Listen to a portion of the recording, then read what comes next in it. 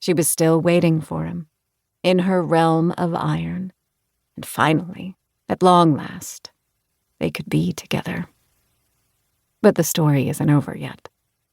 The girl and the prince got married, and after a time had a son. They named him Kieran, and Kieran grew up to be a handsome prince himself, the prince of the Iron Realm. The queen and her husband loved him very much. But a dark prophecy hung over the Iron Prince's head, a prophecy that said he would betray his kingdom and bring about the destruction of the entire world of fairy.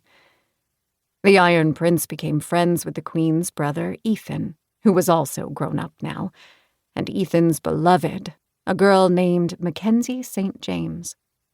The three of them had many adventures together in the land of the Fey, but Kieran had fallen in love with a girl named Anwyl, a fairy of the summer court, and the law said they could not be together. The Iron Prince tried to defy that law as his parents had done, but all his attempts failed. And so, as the prince gave into despair, the prophecy surrounding him came true. He betrayed his best friends, betrayed his parents and his kingdom, and tried to destroy the Nevernever. A great war was fought, with the Iron Prince battling those he'd once called family. His parents were heartbroken, but they had to protect their kingdom from their own son. Many lives were lost, but in the end the Iron Prince was saved by the very friends he had betrayed. Ethan, Kenzie, and the prince's own love, Anwyl, faced the Iron Prince behind enemy lines, and somehow they were able to bring him back. But the final battle was not without loss, and sadly Anwyl sacrificed her existence to save the prince she loved so much. The Iron Prince returned home to face the consequences of his actions, and as punishment was forever exiled from the Nevernever. He became king of the Forgotten, and went on to rule a realm known as the Between, swearing to protect the world he'd once tried to destroy. But the story isn't over yet. Several years after the Great War, a monster appeared in the Between, a monster of nightmares that spread anger and fear to everything it touched. It threatened the Iron Prince's kingdom, and the Iron Prince knew he needed help.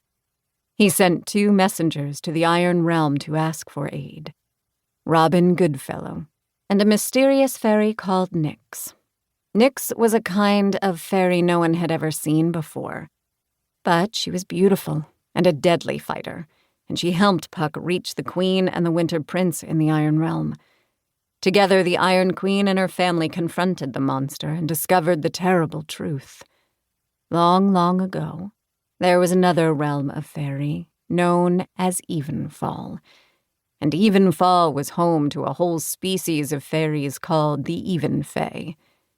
The Iron Fey were very much like the fairies of the Nevernever, except they were born of darker dreams and nightmares. They were ruled by a powerful entity known as the Nightmare King. But then a selfish fairy known as the Lady decided to seal Evenfall away, cutting the Iron Fey off from the rest of the world. This made the Nightmare King very angry.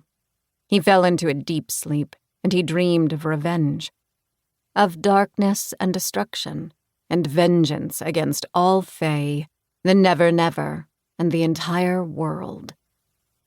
Years passed. The king slept on.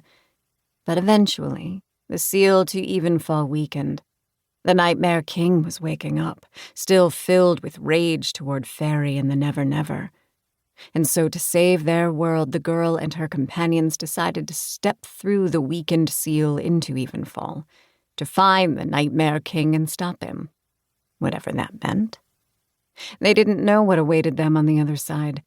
They didn't realize that what they would discover would cause them to question everything. But the story isn't over yet. In fact, this is just the beginning. 1. Evenfall.